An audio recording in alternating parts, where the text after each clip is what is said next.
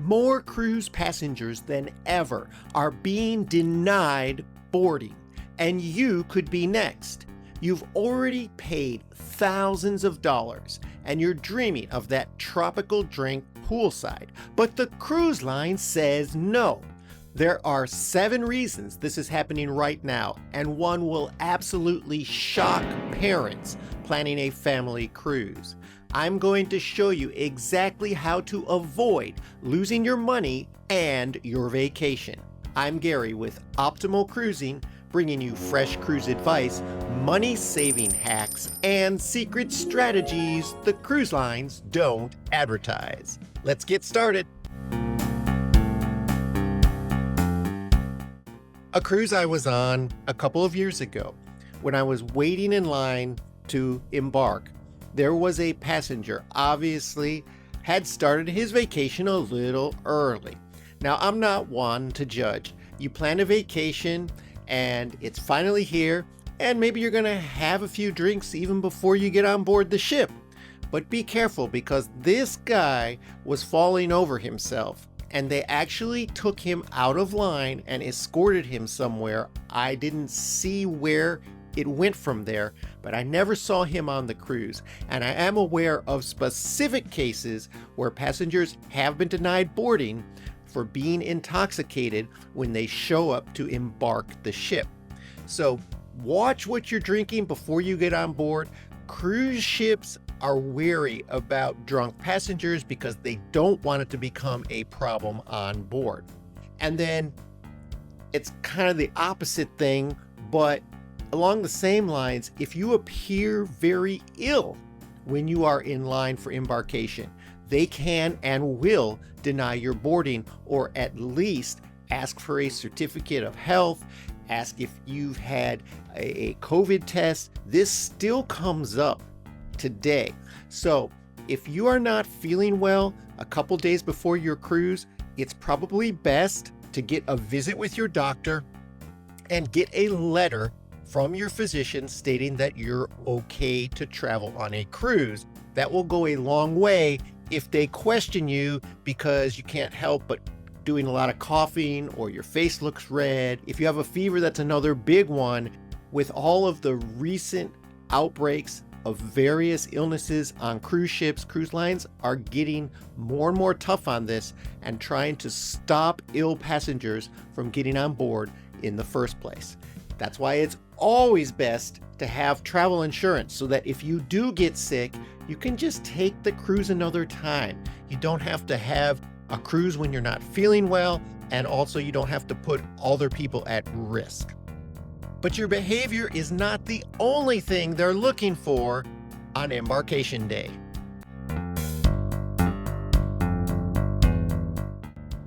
Another cruiser told me recently that he always sneaks some hard alcohol on board. Now, I'm not condoning this because it is prohibited, and cruise lines say that it can get you denied boarding or even banned from the cruise line. However, I've not seen this happen personally. I have seen alcohol get confiscated.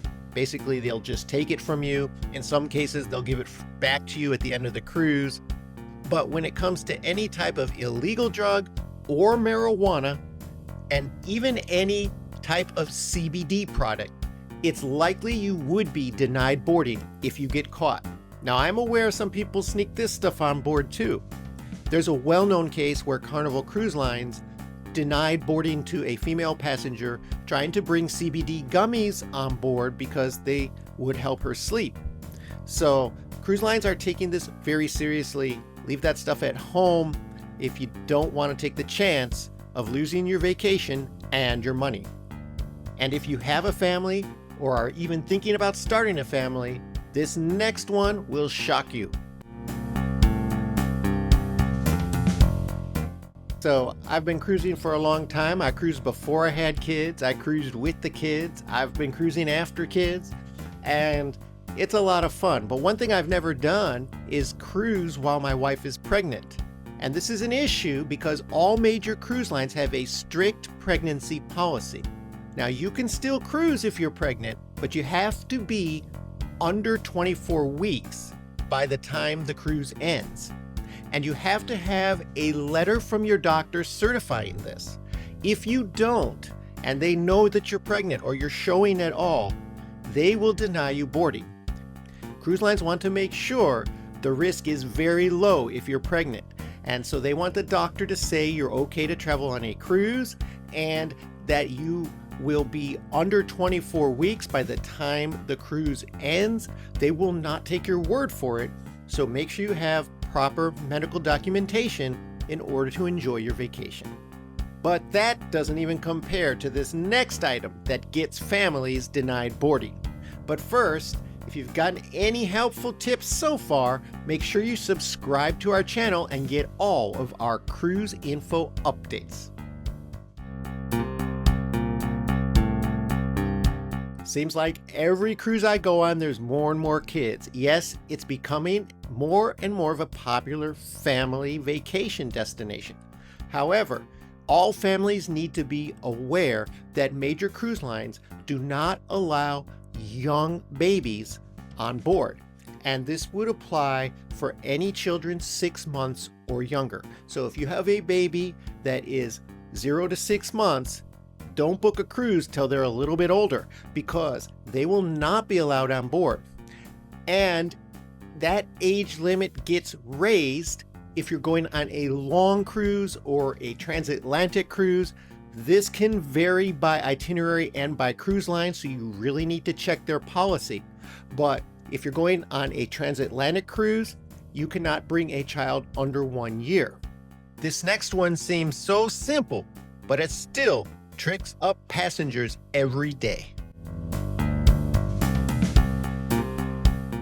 A few years back, I was checking in for a cruise, and I noticed a couple having a hard time at their check-in because they had brought a photocopy of their birth certificate to get on a Caribbean cruise out of Miami. That's a big no-no. Cruise lines want original documents. And for whatever cruise you're going on, it's very important to understand what documents will be required, because it does differ from cruise to cruise.